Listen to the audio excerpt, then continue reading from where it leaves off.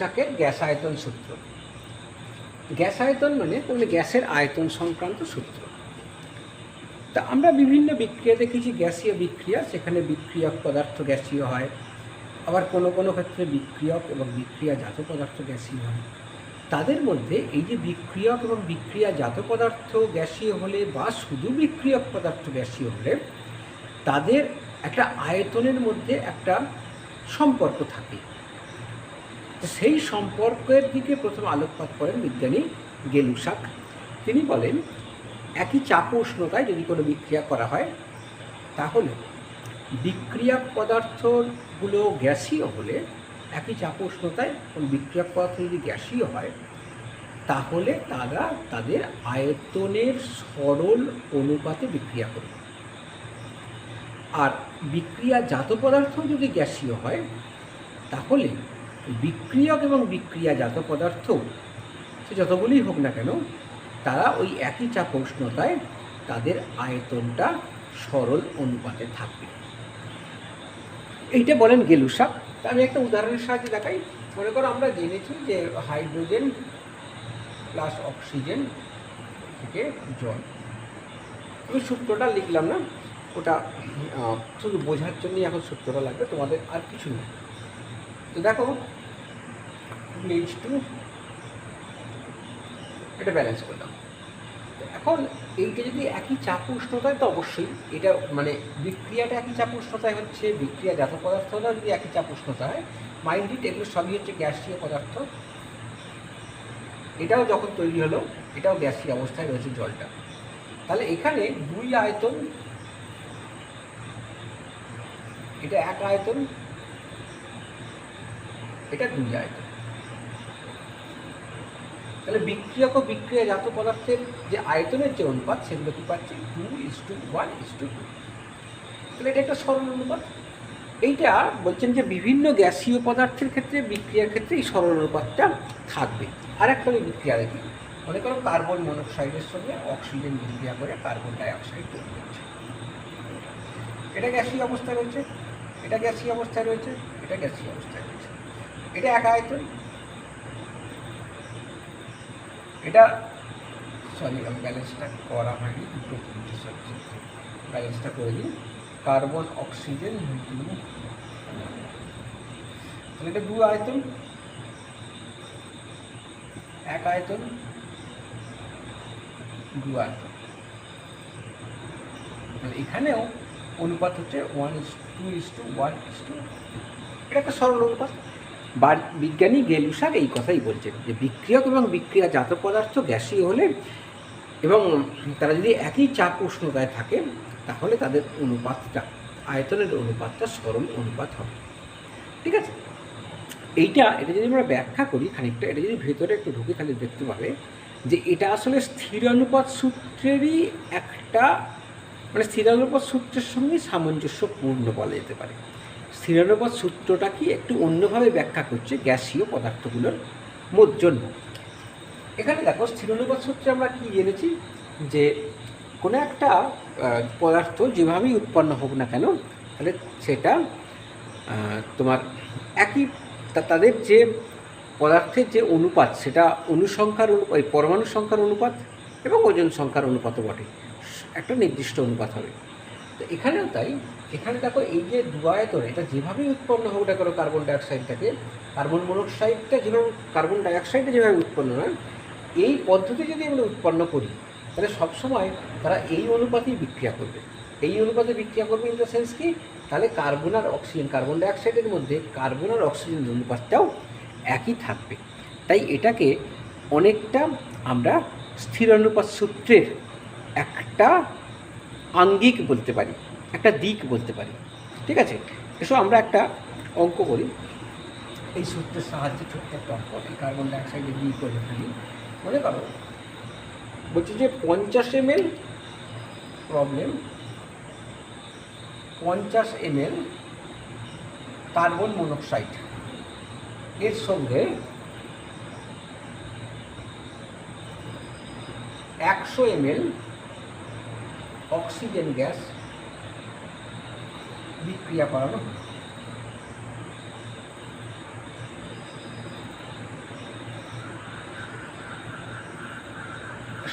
বিক্রিয়াকরণ হলো। এখন এবং এই বিক্রিয়াটা একই চাপ উষ্ণতায় আছে অবশ্যই। তাহলে উৎপন্ন বিক্রিয়ার পরে উৎপন্ন গ্যাস মিশ্রণে কোন গ্যাস কত আয়তনে থাকবে, বা উৎপন্ন গ্যাস মিশ্রণের তোমার কম্পোজিশন, সংযুতি ওটাকে বলে, সংযুতি কী হবে? উৎপন্ন গ্যাস মিশ্রণের সংযুতি কী হবে?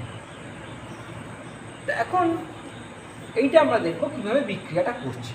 এবং কার্বন মনোক্সাইড প্লাস অক্সিজেন এগুলো সব গ্যাসীয় আকারে আছে এবং একই চাপ উষ্ণতায় দু অণু কার্বন ডাইঅক্সাইড তৈরি করছে, সেটাও গ্যাসীয় অবস্থায়।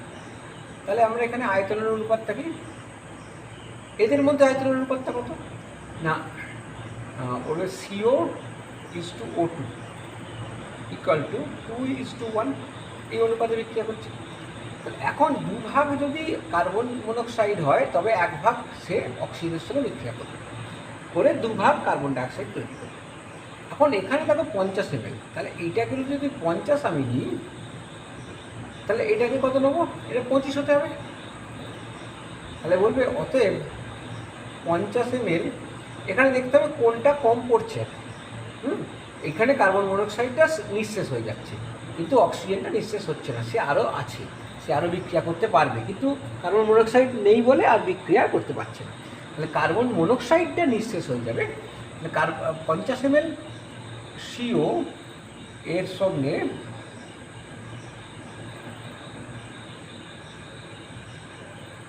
পঁচিশ ml O2 বিক্রিয়া করবে। তাহলে উদ্বৃত্ত অক্সিজেন কত হবে? উদ্বৃত্ত অক্সিজেন সমান 100 - 25 সমান 75 ml। আচ্ছা, এবার উৎপন্ন কার্বন ডাইঅক্সাইড, উৎপন্ন CO2, এইখানে অনুপাতটা দেখো। তাহলে এটা হচ্ছে উৎপন্ন CO2, কী বের করতে হবে না, এদের অনুপাত এইটা বের করবো। এদের CO is to O2 is to CO2, এর অনুপাত কত হচ্ছে 2:1:2। তাহলে এখন এটা যদি 50 ধরি, এটা তাহলে 25, এটা তাহলে 50 হবে। তাহলে অতএব 50 ml CO2 উৎপন্ন হবে। আচ্ছা, এবার তাহলে বিক্রিয়ার মিশ্রণে কী থাকছে, 50 ml CO2 থাকছে আর 75 ml O2 থাকছে। অতএব এই উৎপন্ন গ্যাস মিশ্রণে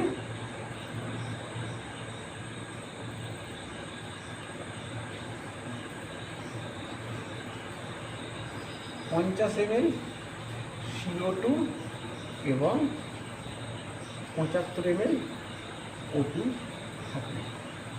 বা এরকমও দিতে পারে যে বিক্রিয়ার পরে গ্যাস মিশ্রণের মোট আয়তন কত। তাহলে গ্যাস মিশ্রণের মোট আয়তন হয়ে যাবে কত, 50 আর 75 125 ml। ঠিক আছে, এরকম বিক্রিয়া একটা। এখন এরকম কিছু কিছু বিক্রিয়া থাকতেও পারে, মানে অঙ্ক থাকতেও পারে। নেক্সট আমরা একটু অন্য টপিকে যাই, ডাল্টনের পরমাণুবাদ। এবার যে পদার্থ কী দিয়ে তৈরি, এটা মানে বিক্রিয়া হলো তার নেচার হলো। আমরা কেমিস্ট্রি জানি যে বিক্রিয়া থাকবে, তার কম্পোজিশন থাকবে, তার মধ্যে কী কী জিনিস আছে, তার সংযুতি থাকবে, কত পার্সেন্টেজে আছে, এগুলো তো কেমিস্ট্রির বিষয়। তো তাহলে পদার্থ কী কী জিনিস দিয়ে তৈরি বা তাদের নেচারটা কী, ক্ষুদ্রতম কণা কী, এইসব ব্যাপারে বিজ্ঞানী ডাল্টন, যেটা পরমাণুবাদ, অর্থাৎ তার বিভিন্ন পরীক্ষা নিরীক্ষার সাহায্যে বা অনুমানের সাহায্যে যে একটা মতবাদ উনি তৈরি করেছিলেন। মতবাদগুলো তো ঠিক পরীক্ষা নির্ভর তো ফলাফল নয়, তাই সেগুলোকে মতবাদ বলে, তার নিজস্ব মতবাদ, তাই তার ত্রুটি বিচ্যুতি অনেক থাকে। তবে বিজ্ঞানী ডাল্টন সর্বপ্রথম পরমাণু সম্বন্ধে একটা ধারণা দেন, বা পরমাণু বিষয়টাকেই উনি প্রথম উপস্থাপনা করেন। সেটা কত 1808 খ্রিস্টাব্দে, 1800 ডাল্টনের পরমাণুবাদ।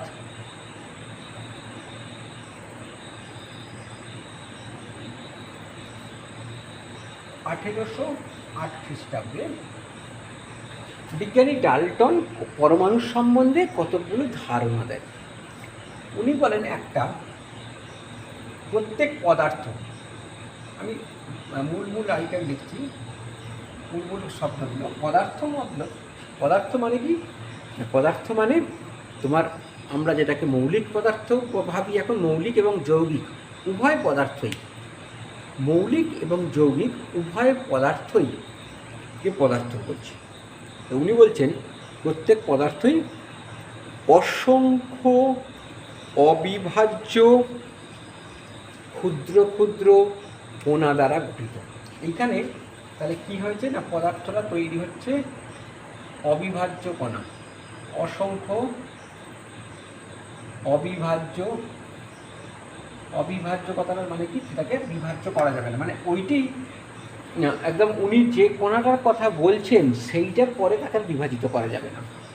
অবিভাজ্য, অসংখ্য অবিভাজ্য ক্ষুদ্র ক্ষুদ্র কণা দ্বারা গঠিত কণা, এই কণাগুলোকে উনি নাম দেন পরমাণু। তার মানে উনি কি বলতে চাইলেন, যে প্রত্যেক পদার্থই পরমাণু দিয়ে তৈরি, মানে সেটা মৌলিক পদার্থের ক্ষুদ্রতম কণাটাকেও পরমাণু বলা হবে, আর যৌগিক পদার্থের ক্ষুদ্রতম কণাকেও পরমাণু বলা হবে।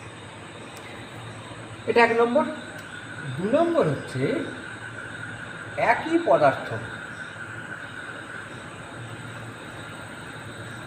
পদার্থ যেটা তৈরি হচ্ছে, এটা উল্টো দিকে দিই, একই পদার্থ তৈরি হয় একই ধরনের পরমাণু দিয়ে যারা ওজন, ভর এবং ধর্মে অভিন্ন, মানে ভর এবং ধর্মে তাদের মধ্যে কোনো ভিন্নতা নেই।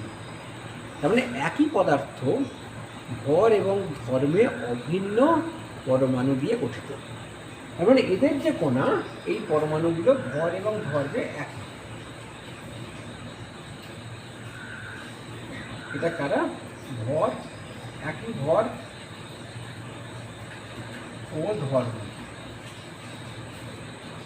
আর একইভাবে অন্যগুলো বললে বিভিন্ন পদার্থ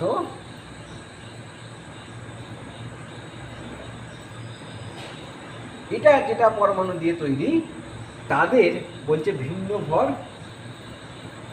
এটা ভর ভিন্ন, এটা একই ভর ধর্ম এটা ছিল, এটা যে ভিন্ন ভর ও ধর্ম। এইটা 4 নম্বর হচ্ছে যে পদার্থগুলো যখন রাসায়নিক বিক্রিয়ায় অংশগ্রহণ করে তখন তাদের পরমাণুগুলি সরল সংখ্যায় তারা বিক্রিয়া করে। তারা পরমাণুগুলি সরল সংখ্যার অনুপাতে বিক্রিয়া করে। তাহলে রাসায়নিক বিক্রিয়া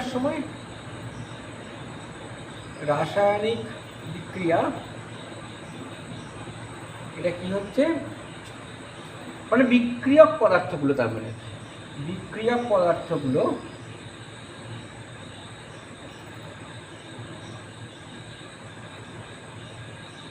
পদার্থগুলি পূর্ণ সংখ্যার সরল অনুপাতে বিক্রিয়া করে। তার মানে এইখানে এই যে পূর্ণ সংখ্যার সরল অনুপাতে বিক্রিয়া করছে, এইটা একটা খুব ইম্পর্টেন্ট জিনিস। উনি তার মানে বোঝানোর চেষ্টা করলেন যে অনেকটা যে গেলুসাকের গ্যাস আয়তন সূত্রটা আমরা পেলাম, আয়তন, তার সঙ্গে এটাও খানিকটা যেন সামঞ্জস্যপূর্ণ রয়েছে, যে এটা পূর্ণ সংখ্যার সরল অনুপাতে বিক্রিয়া করছে। তাহলে তারা যে এখানে বিষয়টা হচ্ছে যে পরমাণু যেহেতু বলেছে বিক্রিয়ক পদার্থের পরমাণুগুলি, বিক্রিয়ক পদার্থগুলি না বলে বিক্রিয়ক পদার্থের পরমাণুগুলি বলি,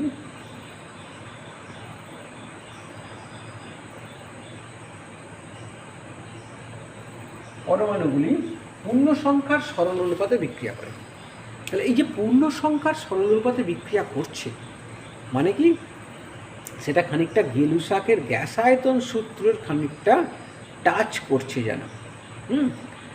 যাই হোক, সেটা আমি পরে আলোচনায় আসছি। এইটা খুব ইম্পর্টেন্ট একটা, যেখান থেকে পাবো।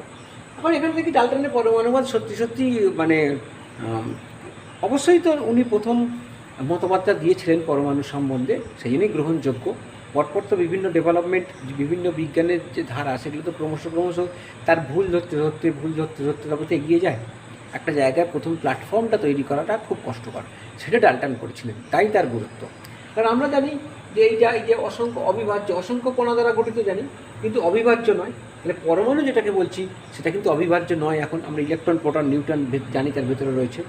আচ্ছা, এবার আবার পদার্থ মানে তাহলে সবাইকে আমরা পরমাণু বলছি না। মৌলিক পদার্থের ক্ষুদ্রতম কণাটাকে পরমাণু বলছি, আর যৌগিক পদার্থের ক্ষুদ্রতম কণাকে আমরা পরমাণু বলতে পারছি না। তাই সেখানে একটা এটা ভুল রয়েছে। আচ্ছা, একই পদার্থের পরমাণু পুরি ভর ধর্মে একই, তো সেটা আমরা খানিকটা তফাৎ দেখা যায় আইসোটোপের ক্ষেত্রে। আইসোটোপে ধরো আমরা জেনেছি, খুব সাধারণ যদি একটু উদাহরণ দিই, প্রোটিয়াম, ডয়ট্রিয়াম, ট্রিটিয়াম, সবই আমি হাইড্রোজেন লিখলাম, সবই কিন্তু হাইড্রোজেনের আইসোটোপ।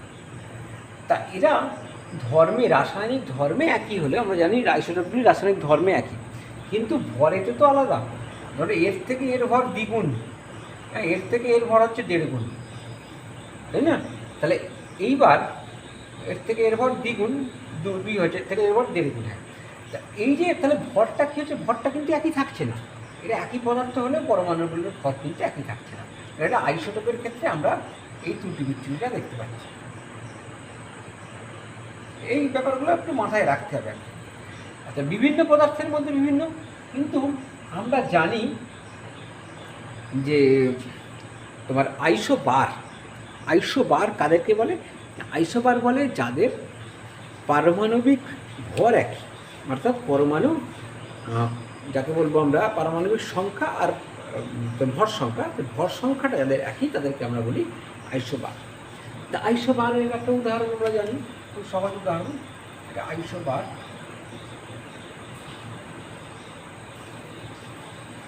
আর্গন 1840, ক্যালসিয়াম 2040, ঠিক আছে? এদের এই দেখো দুটো ভিন্ন পরমাণু, একটা আর্গন একটা ক্যালসিয়াম, তাহলে এরা রাসায়নিক ধর্মে ভিন্ন, তার মানে ভিন্ন পদার্থ, কিন্তু তারা ভরে একই পাচ্ছি, তাদের ভর কিন্তু একই আমরা পেয়ে যাচ্ছি। তাই কিছুটা ত্রুটি বিচ্যুতি থাকলেও কিন্তু ডাল্টনের পরমাণুবাদ অনেকাংশেই গ্রহণযোগ্য, কারণ তার পরবর্তীকালে ওনার ওইটার উপর ডিপেন্ড করেই কিন্তু রসায়নের এই পরমাণু বা তারপরে অণু, এই ব্যাপারগুলো এসেছে।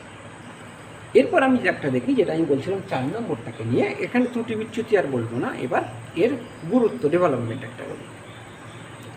সেটা কি না, বিজ্ঞানী বার্জেলিয়াস তিনি ভাবলেন তাহলে গেলুসাকও কিন্তু 1808 সালেই করেছিলেন, 1808 সালেই তাঁর ওই সূত্রটা আবিষ্কার করেছিলেন। আর পরমাণুবাদ এটাও 1808 সালে।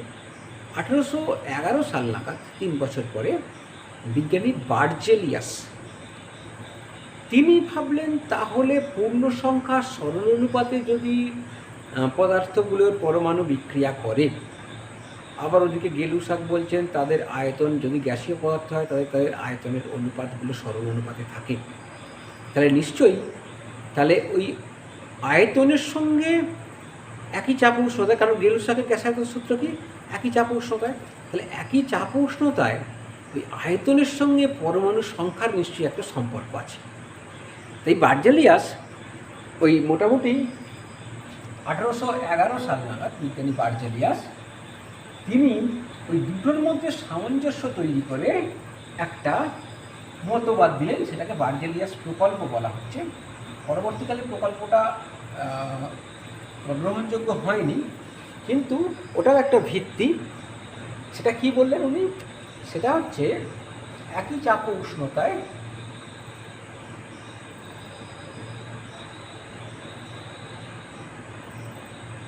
সম আয়তন সমস্ত গ্যাসে একই সংখ্যক পরমাণু থাকে, এইটা বলে। এটা বার্জেলিয়াসের প্রকল্প, এটা বার্জেলিয়াস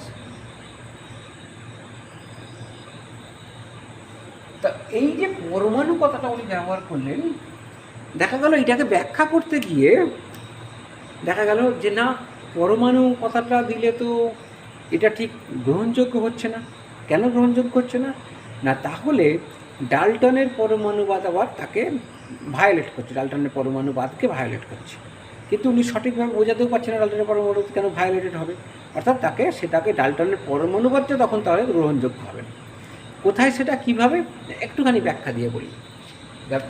এটা তো গেলুর সাথে গ্যাসায়তন সূত্রের সঙ্গে সামঞ্জস্যপূর্ণ করে করা, তাই বিজ্ঞানীরা দেখলেন কি H2 + Cl2, এটা গ্যাস, এটা গ্যাস, এটা 2HC, এটা গ্যাস, তাহলে এটা গ্যাসীয় বিক্রিয়া। তাহলে এখানে এক আয়তন, এটা এক আয়তন, এটা দু আয়তন। তাহলে এবার যদি একই সংখ্যক, এটা একই চাপ উষ্ণতায় করা হচ্ছে, তাহলে একই সংখ্যক যদি পরমাণু থাকে, তাহলে এইখানে এই আয়তনে যদি n সংখ্যক পরমাণু হয়, এবং একই চাপ উষ্ণতা সম আয়তন সমস্ত গ্যাসের, তাহলে এইটার এক আয়তনে একই চাপ উষ্ণতা বিক্রিয়াটা করা হচ্ছে। তাহলে এইটার এক আয়তনে যদি n সংখ্যক পরমাণু থাকে, তাহলে এখানেও n সংখ্যক পরমাণু হবে। তাহলে এখানে হয়ে যাবে 2n সংখ্যক পরমাণু।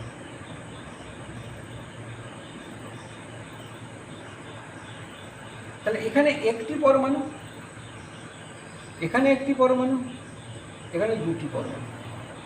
তখন বিজ্ঞানীদের মনে হলো আচ্ছা, সবসময় কি দুটি HCl তৈরি হবে? যদি একটা HCl তৈরি করতে যাই, অর্থাৎ একটা HCl পরমাণু, কারণ এগুলো সবই তো পরমাণু তখন বিজ্ঞানী ডাল্টনের মত অনুযায়ী বলে, হ্যাঁ যদি একটা HCl পরমাণু তৈরি করতে যাই, তাহলে একটি করতে গেলে তাহলে এটাকে হাফ হতে হবে, তাহলে এটাকেও হাফ হতে হবে। কিন্তু হাফ তো পরমাণু হতে পারে না, কারণ পরমাণু অবিভাজ্য বলেছে ডাল্টন। এইটা ব্যাখ্যা করতে পারল না বিজ্ঞানী বার্জেলিয়াস। সেই কারণে বার্জেলিয়াসের এই ব্যাপারটা পরিত্যক্ত হলো। কিন্তু সঙ্গে সঙ্গেই বিজ্ঞানী অ্যাভোগাড্রো বিভিন্ন কার্যকারণকে বিশ্লেষণ করে উনি একটা মতবাদ দিলেন, সেটাকে মানে সূত্রের মতো আর কি, মতবাদ বলবো না, সূত্র টাইপের। কিন্তু সেই সূত্রটা উনি পরীক্ষার দ্বারা প্রমাণ করতে পারেননি। বিজ্ঞানের কোনোটাকে সূত্র আমরা কখন বলি না, যদি সেটা বিভিন্ন পরীক্ষা নিরীক্ষার দ্বারা তৈরি সিদ্ধান্ত হয়, তবে তাকে আমরা বলি বিজ্ঞানের সূত্র। কিন্তু এক্ষেত্রে এটা কিন্তু সেটা প্রমাণিত হলো না। তাই সেটাকে, যেটা আমি বলতে যাচ্ছি অ্যাভোগাড্রোর, সেইটাকে প্রকল্প হিসেবেই তখন পরিচিত হলো। অ্যাভোগাড্রো কী করলেন না, শুধুমাত্র এইখানে একই সংখ্যক অণু থাকবে, অণুর ধারণা উনি নিয়ে এলেন। এটা অ্যাভোগাড্রো।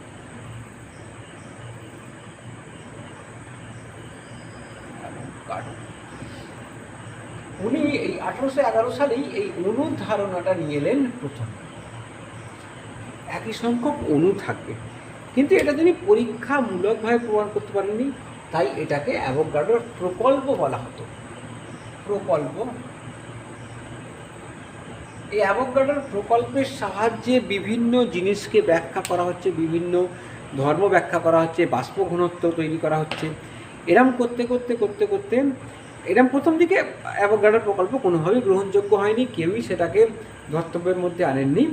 কিন্তু মোটামুটি 1850 সালে, না 50 বছর পর, 1860 সাল নাগাদ বিজ্ঞানী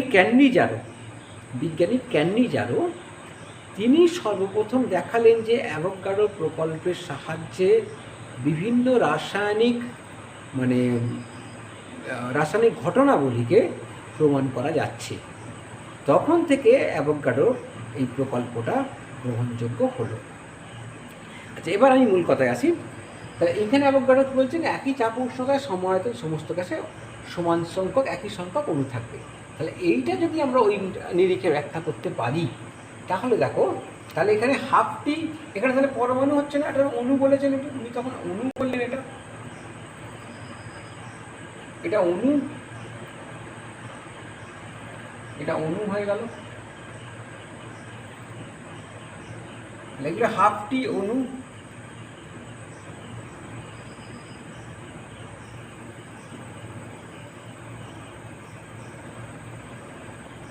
বললেন এই যে হাফটি অণু কী করে পাওয়া যাবে না, এখান থেকে হাফটি অণু মানে একটি পরমাণু।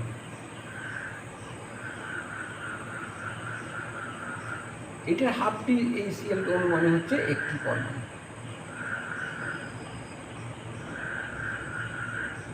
এইখানে আমি একটা জিনিস লিখেছি, এটা H2Cl2টা লিখেছি, এটা পরবর্তীকালে এইটা প্রমাণ করার পর তারপরে H2 লেখাটা হবে। তার মানে এইটা কি বোঝাচ্ছে, হাফটা অণু মানে একটি পরমাণু, অর্থাৎ তার মানে একটা অণু মানে দুটো পরমাণু। তাহলে একটি অণু মানে হচ্ছে দুটি পরমাণু, একটি অণু মানে দুটি পরমাণু, ঠিক আছে।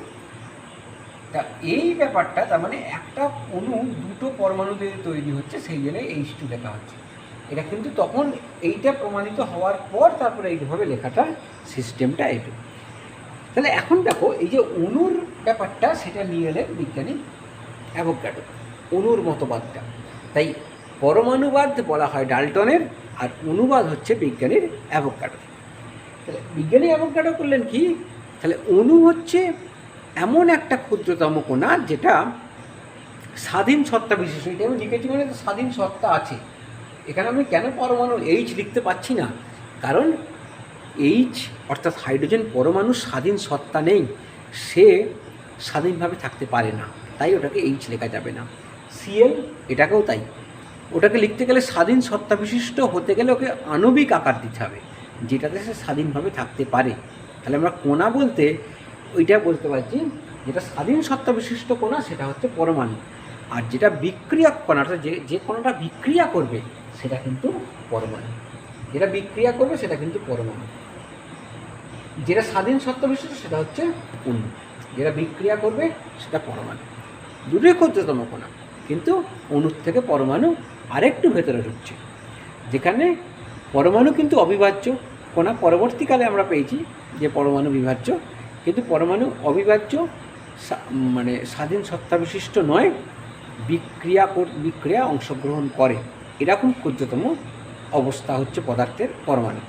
তবে এখানে সব পদার্থের বলবো না, শুধুমাত্র মৌলিক পদার্থের। আর অণুটাকার ক্ষেত্রে রয়েছে অণু মৌলিক এবং যৌগিক উভয় পদার্থেরই স্বাধীন সত্তা বিশিষ্ট ক্ষুদ্রতম অবস্থা, সেটাকে বলছি আমরা অণু। হ্যাঁ, অণু আমরা দুটো পেলাম অ্যাভোগাড্রো অনুযায়ী। অণু হচ্ছে মৌলিক অণু আর যৌগিক অণু। এই সম্বন্ধে আমরা জানি মৌলিক পদার্থ যৌগিক পদার্থ, তাই মৌলিক অণু আর যৌগিক অণু দু ধরনের অণু আমরা ডাল্টনে এই অ্যাভোগাড্রোর অনুবাদ থেকে আমরা পেলাম।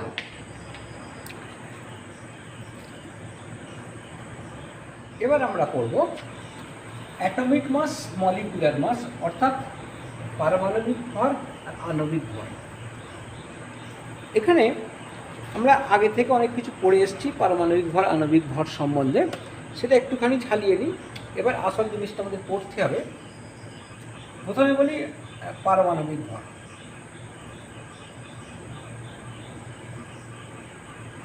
পারমাণবিক ভর মানে আমরা প্রথমে বিজ্ঞানীরা যেটা করেছিলেন সেটা দেখেছিলেন যে হাইড্রোজেন পরমাণুর ভর সব থেকে কম, তাই ওইটার ভরটাকে এক ধরে সঠিক ভর পাচ্ছে না, পরমাণু সঠিক ভর তো পাওয়া যাবে না, অতি ক্ষুদ্রতম একটা কোনো, তাই ওইটার পারমাণবিক ভরটাকে এক ধরে অন্যগুলোর ভরকে তারা ক্যালকুলেশন করতে থাকলেন।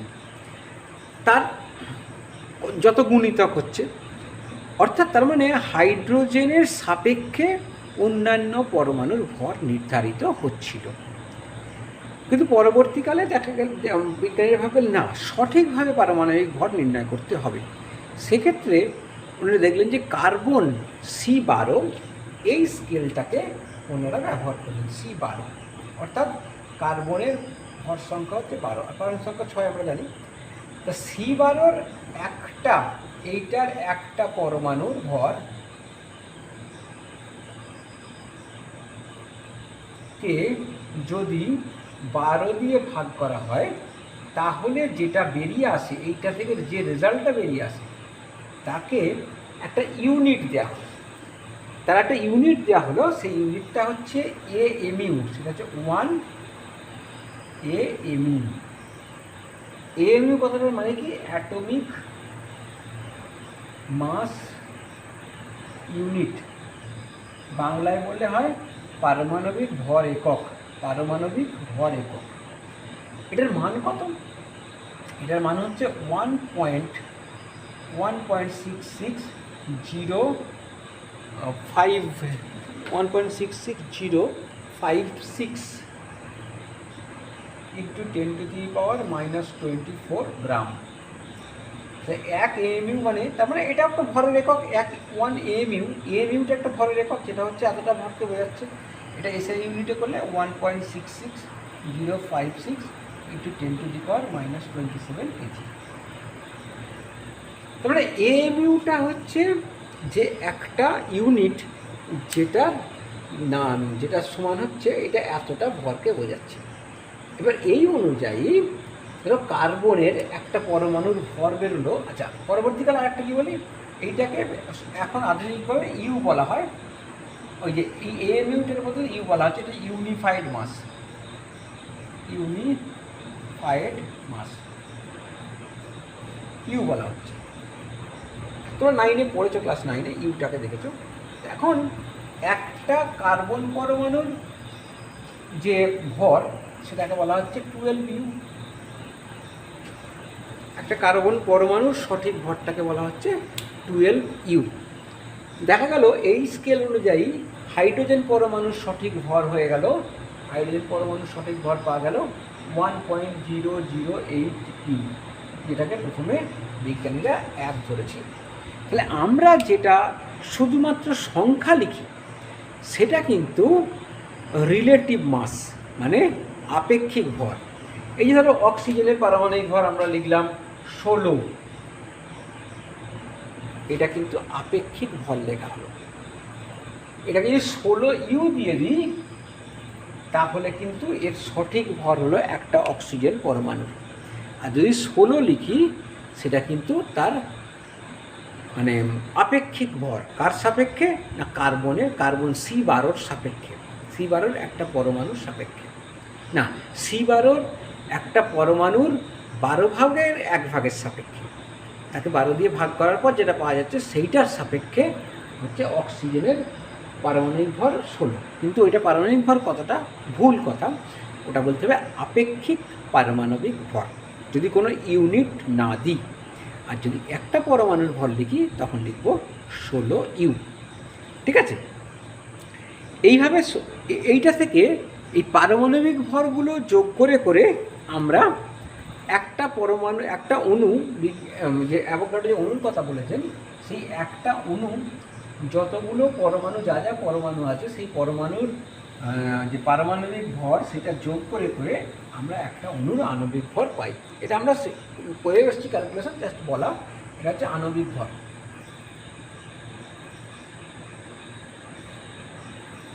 H2, একটা H2 অণুর ভর কত? সেক্ষেত্রে আমরা করছি কি 2 × 1.008। এবার সাধারণভাবে বেশি সূক্ষ্মতার দরকার না হলে এই হাইড্রোজেনকে একই করা হয়। এত ইউ প্লাস অক্সিজেন 16 ইউ সমান এটা 18.016 ইউ।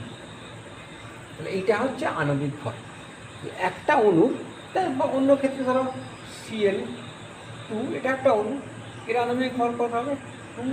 2 × 35.5 ইউ সমান 71 ইউ।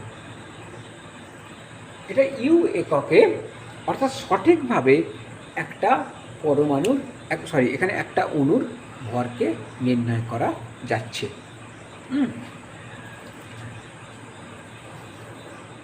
এবার দেখব কি কিছু কিছু ক্ষেত্রে দেখা যায় কি, ধরো কার্বন, আমি একটা বলি, ক্লোরিনের উদাহরণটা দিই। ক্লোরিনের দুটো আইসোটোপ প্রকৃতিতে বেশি পাওয়া যায়। একটা ক্লোরিন পাওয়া যাবে যে ক্লোরিন তোমার হচ্ছে 35, যেটা ভার সংখ্যা 35, সেইটা পাওয়া যায় মোটামুটি 74% প্রকৃতিতে। আর ক্লোরিন 37 যেটা পাওয়া যায় সেটা হচ্ছে 26%। তাহলে এখন তাহলে কোনটা এর ধরবে আর কি, মানে ক্লোরিন, শুধু ক্লোরিন বুঝতে গেলে তাহলে এর যে পরমাণুর যে ভর, পারমাণবিক ভর, সেটা কত ধরবে? এই অনুযায়ী এর ভর তো হচ্ছে 35 ইউ। এই অনুযায়ী 37 ইউ, কম নয়, 2 ইউনিটের তফাৎ। তাহলে এই ক্ষেত্রে তাদের অ্যাভারেজ করা হয়। কীরকম অ্যাভারেজটা করা হয়? তাদের প্রকৃতিতে যেরকমভাবে পাওয়া যায় যে পার্সেন্টেজে, সেই পার্সেন্টেজে পাওয়ার নিরিখে তাদের অ্যাভারেজ করা হয়। সেই অ্যাভারেজের ভিত্তিতে এটা বলা হচ্ছে যে গড় পারমাণবিক ভর।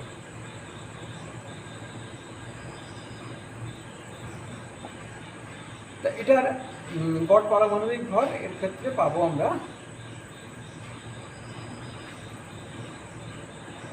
মানবিক ভর সমান 35টা পাওয়া যাচ্ছে 74% প্লাস 37টা পাওয়া যাচ্ছে 26% ডিভাইডেড বাই 100।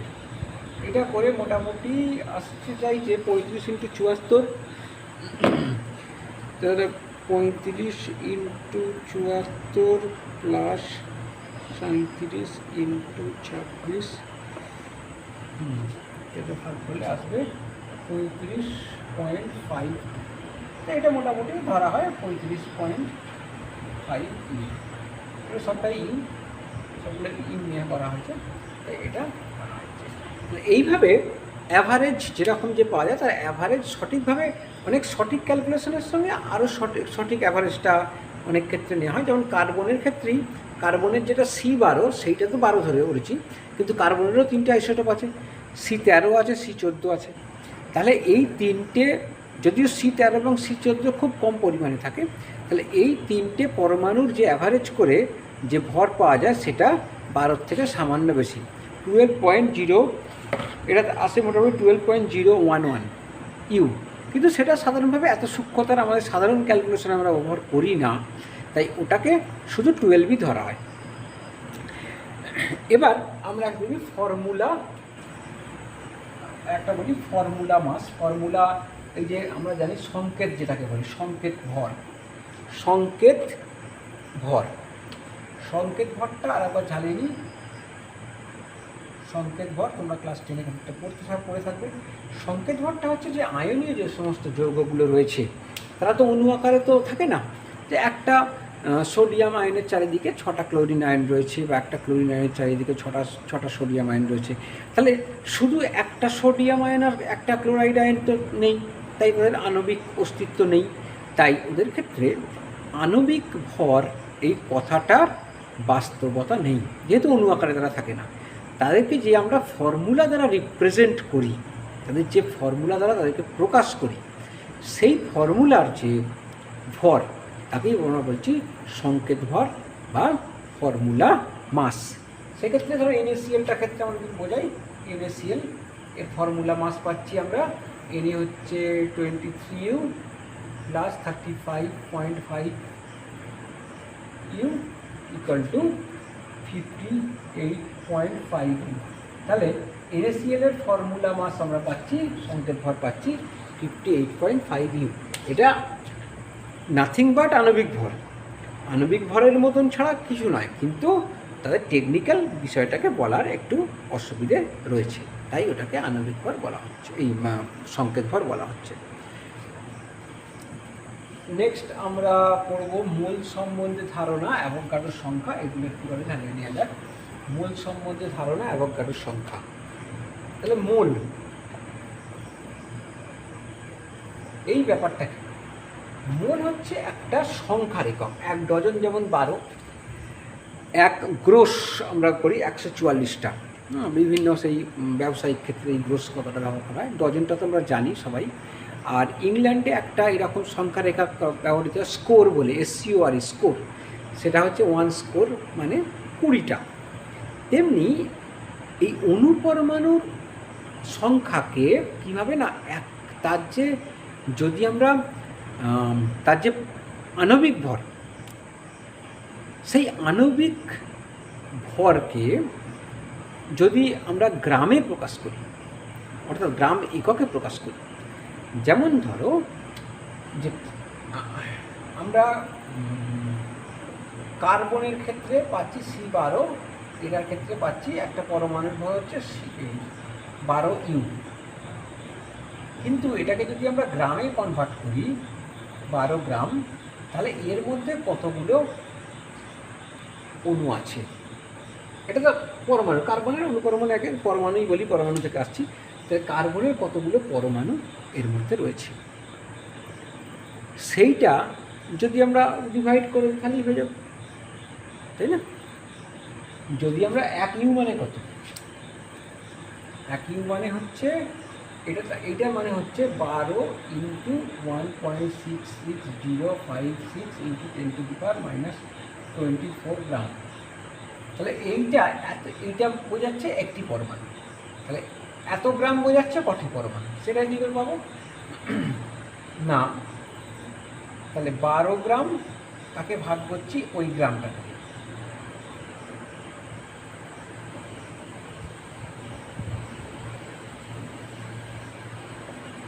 এটা ভাগ করা হচ্ছে। এটা ভাগ করলে একটা বড় একটা সংখ্যা আসে, সেটা হচ্ছে 6.022 ইন্টু 10⁻23।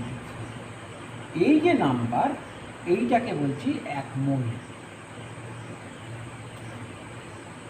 অর্থাৎ এই সংখ্যাটাকে আমরা বলছি 1 মোল সংখ্যা। এটা একটা সংখ্যার একক মোলটা। এই 1 মোল সংখ্যা, এটাকে আমরা অ্যাভোগাড্রো সংখ্যাও বলি। এইটাকে অ্যাভোগাড্রো সংখ্যা, যে সংকেত দিয়ে চিহ্নিত করা হয় NA, N for number, A for Avogadro, Avogadro number এইটাকে। আর এই যে মোল সংখ্যাটা, এই মোল সংখ্যাটা এই যে 1 ডজন, যদি আমরা বিভিন্ন জায়গায় ডজন কথাটা বিভিন্ন ক্ষেত্রে ব্যবহার করতে পারি। আমরা 1 ডজন কলা বলতে পারি, 1 ডজন আপেল বলতে পারি, 1 ডজন ধরো বল বলতে পারি। যে কোনো ক্ষেত্রে আমরা ব্যবহার করতে পারি, যে কোনো পদার্থের ক্ষেত্রে যেটা কাউন্টেবল। তা এই 1 মোল কথাটা আমরা যদি অণুর ক্ষেত্রে ব্যবহার করি, 1 মোল অণু বলতে 6.022 10⁻23 অণুকে বোঝাবে। 1 মোল পরমাণু বলতে তাহলে এত সংখ্যক পরমাণু বোঝাবে। 1 মোল আয়ন বলতে এত সংখ্যক আয়নকে বোঝাবে। তাই আমি মোলটা যেখানেই ব্যবহার করি না কেন, সেখানে কিন্তু ওই সংখ্যক সেই পদার্থটা বোঝা যাবে। তো এখানে আরেকটা জিনিস এবার আমরা আসি, এখান থেকে খুব সাধারণ বেসিক জিনিস তোমরা আগে পড়ে এসছো।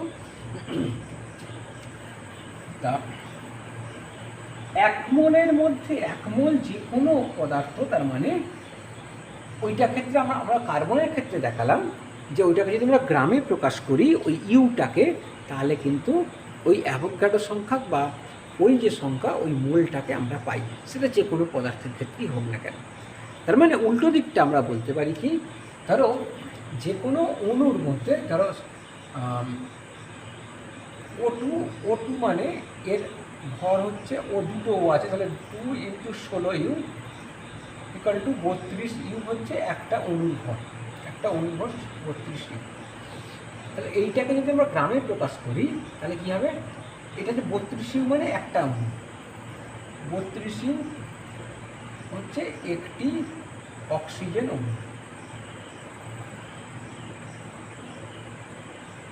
তাহলে 32 গ্রাম এর মধ্যে আছে 6.022 ইন্টু 10⁻23 অক্সিজেন।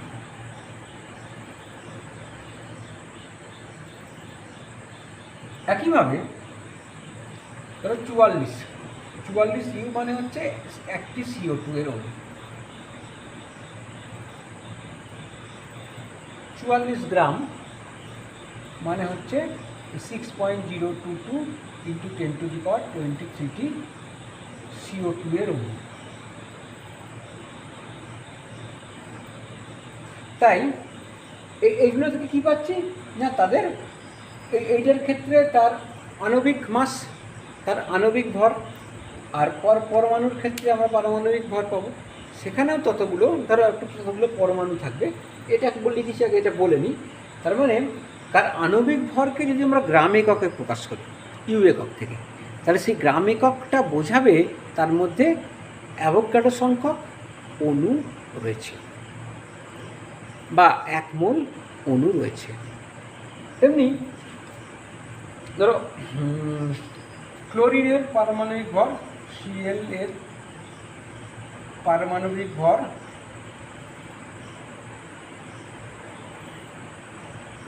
35.5 ইউ। তেমনি তাহলে 35.5 গ্রামের মধ্যে 35.5 গ্রামের মধ্যে 6.022 ইন্টু 10⁻23টি পরমাণু থাকবে।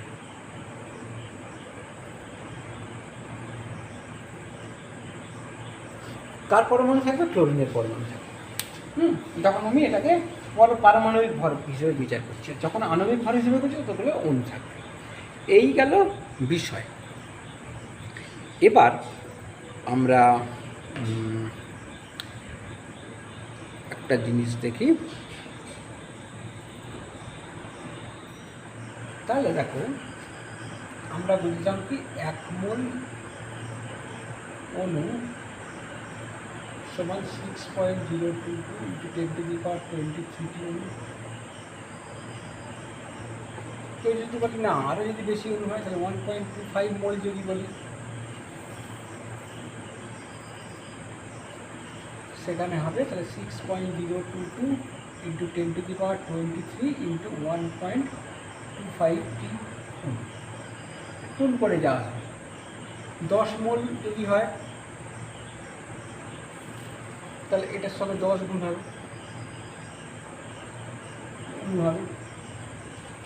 যদি 0.1 মোল হয় তাহলে এটার সঙ্গে 0.1 হবে, তার মানে এটা 23 থেকে 22 হয়ে যাবে। এরকমভাবে সবগুলো চলবে। এবার যা যত মোল বলবে ততগুলো গুণিত তত 6.022 10⁻23কে ততগুলো গুণ করতে হবে। যদি মিলিমোল বলে তাহলে আবার মিলিমোল দেখি আমরা 1 মিলিমোল সমান 10⁻³ মোল। এই মিলির সঙ্গে মিলিটা যেভাবে আমরা ব্যবহার করি, 1 মিলিগ্রাম সমান না 1 গ্রামকে 1000 দিয়ে ভাগ করলে মিলিগ্রাম পাওয়া যায়, অর্থাৎ 10⁻³ গ্রাম। তেমনি 1 মিলিমোল মানেও 10⁻³ মোল। তাহলে সেখানে কতগুলো অণু হচ্ছে? তার মানে 10⁻³ ইন্টু 6.022 ইন্টু 10⁻23 সমান 6.022 ইন্টু 10⁻23। যদি এরকম কেউ বলে 1 মাইক্রোমোল, মাইক্রো মানে 10⁻⁻6 মোল, গুণ হয়ে যাবে। ওটা তাহলে আসবে 6.022 ইন্টু 10⁻17টি অণু। যদি বলে 1 ন্যানোমোল, ন্যানোমোল,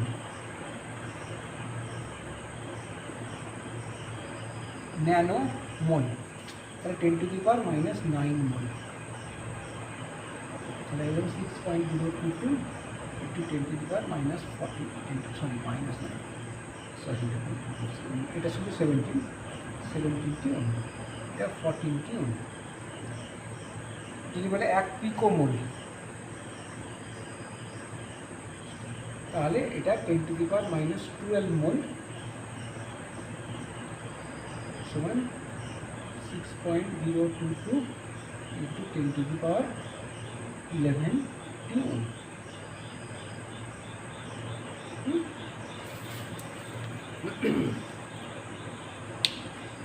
যদি এরকম বলে যে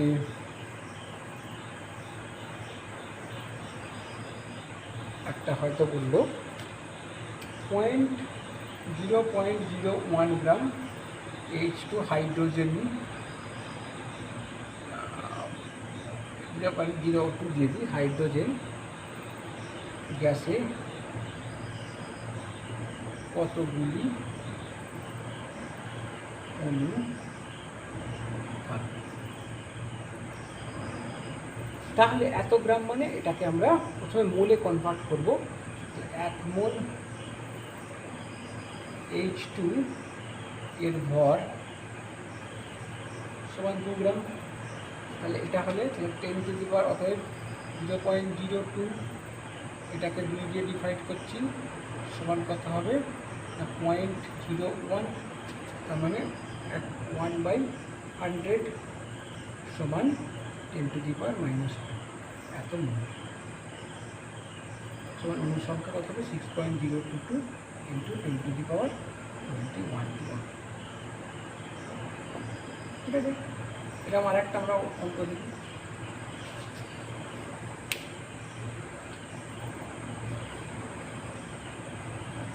এইখানে আমরা যদি এখানে লিখে দিতে পারো মোল সংখ্যা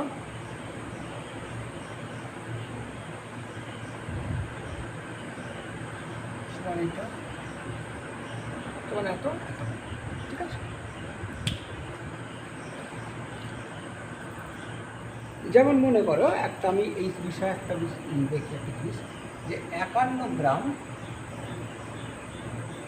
অ্যামোনিয়া এর মধ্যে কতগুলি অণু আছে। এখন অ্যামোনিয়ার NH3 এর আণবিক ভর নির্ণয় করতে হবে। সেটা আমরা জানি ইকুয়ালস টু হচ্ছে নাইট্রোজেনের 14U প্লাস হাইড্রোজেন আছে, হাইড্রোজেন 1U ধরে দিচ্ছি, তাহলে 14×17। এখন আমি বলেছি কি যে এইটাকে যদি গ্রামে প্রকাশ করি ইউটাকে, তাহলে তার মধ্যে অ্যাভোগাড্রো সংখ্যক অণু থাকবে, অর্থাৎ 1 মোল অণু থাকবে। তাহলে আমরা পাচ্ছি 17 গ্রাম NH3 এর মধ্যে অণু সংখ্যা 6.022 ইন্টু 10⁻23। তাহলে এইটা যে পেলাম, এবার 51 গ্রামের মধ্যে কত থাকবে সেইটাকে আমরা এইভাবে ভাগ করতে পারি। এইটাকে যদি আমরা 1 Na বলি, 1 মোল অণু বলি, তাহলে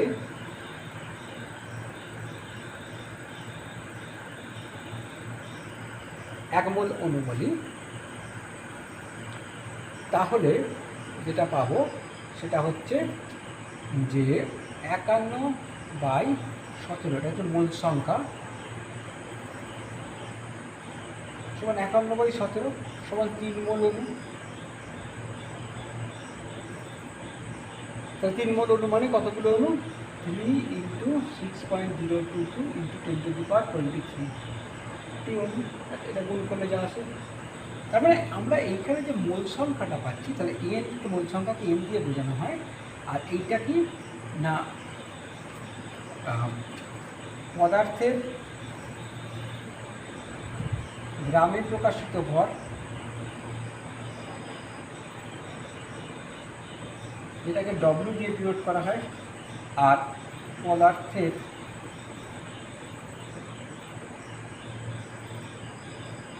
গ্রামে প্রকাশিত আণবিক ভর।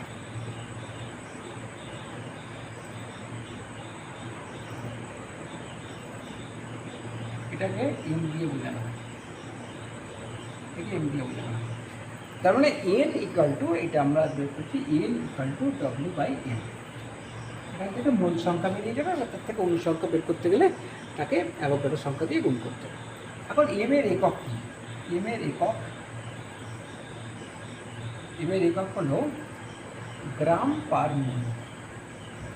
গ্রাম এককে প্রকাশিত করা হয়েছে পদার্থের আণবিক ভরকে, এবং সেটা 1 মোলকে বোঝাচ্ছে। এইটা গেল মোটামুটি। এরকম তোমাদের কিছু অঙ্ক থাকতে পারে, যেমন উল্টো দিকে যদি একটা অঙ্ক ধরি, তোমাদের 11-এর 2016 সালে পড়েছিল 1 মিলিমোল মিথেনে কতগুলি ইলেকট্রন আছে। 1 মিলিমোল মিথেনে কতগুলি ইলেকট্রন আছে।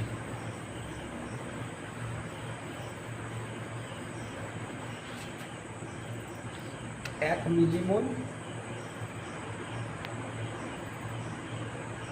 মিথেনে কতগুলি ইলেকট্রন আছে। আচ্ছা, 1 মিলিমোল মিথেন। আচ্ছা, প্রথমে আমরা মিথেনটাকে দেখি কীভাবে বের করব না। এক মিথেনের মধ্যে একটা অণুর মধ্যে কতগুলো ইলেকট্রন আছে দেখো। 1 মিলিমোল বলতে কতগুলো অণুকে বোঝাচ্ছে সেটা দেখি। আচ্ছা, মিথেন, তাহলে মিথেন মানে কি? CH4। তা CH4-এর একটি অণুতে ইলেকট্রন সংখ্যা সমান কত হবে? কার্বনে কটা ইলেকট্রন আছে? কার্বনের আমরা জানি 6 পারমাণবিক ভর, তার মানে 6টি ইলেকট্রন। 6 প্লাস এখানে 4টি ইলেকট্রন, একটা হাইড্রোজেন একটা করে ইলেকট্রন, 4 10 সমান 10। আচ্ছা, এবার হচ্ছে 1 মিলিমোল। তাহলে 1 মিলিমোল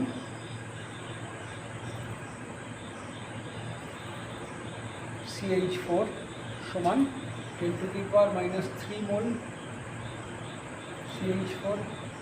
তাহলে এখানে অণু সংখ্যা কত? তাহলে 6.022 ইন্টু 10⁻20 20টা 22 CH4 অণু, ঠিক আছে? তাহলে এইটা ইন্টু 10, 10টা একটা অণুতে আছে 10টি, তাহলে 6.022 ইন্টু 10⁻20 ইন্টু 10 ইলেকট্রন।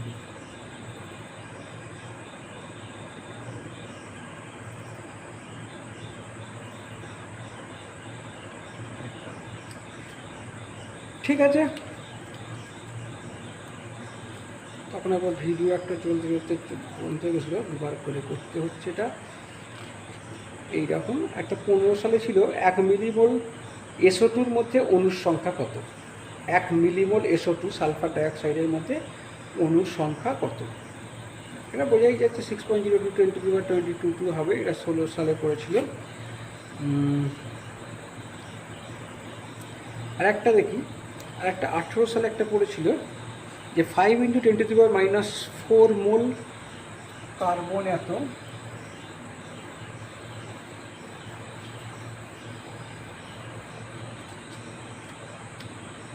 5 × 10⁻⁴ মোল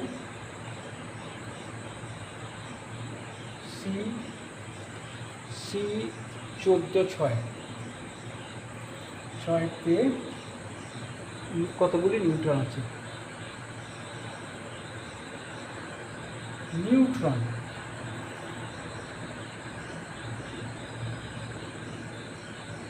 ঠিক আছে। তাহলে একটা C14-তে কতগুলি নিউট্রন আছে দেখি?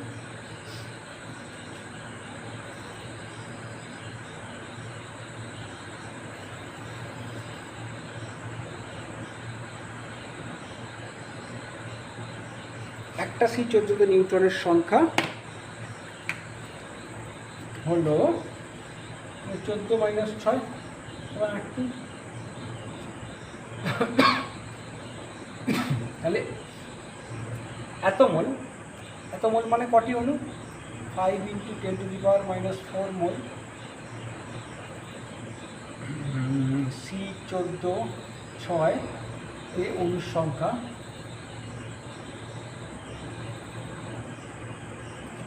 হবে কত?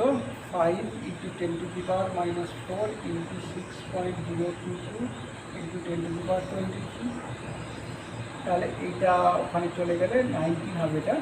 আর এটা গুণ করলে 5 থেকে 10 শূন্য হাতে 1, 5 থেকে 10 আর 1 11, 1 বসে গেল 30 ইন্টু 10⁻90। এটাকে আমি করে নিই 3.011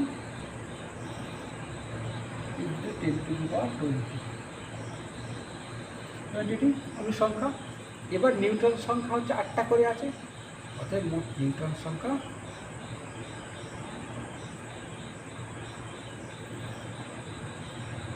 সমান 3.011 ইন্টু 10⁻20 ইন্টু 8 সমান 8 8 0 24 ইন্টু 10⁻20। এটাকে একটা সংখ্যা রাখা হয় 2.4088 ইন্টু 10⁻21। এতগুলি নিউটন সংখ্যা থাকছে। আচ্ছা, এই পর্যন্ত আমাদের রইল।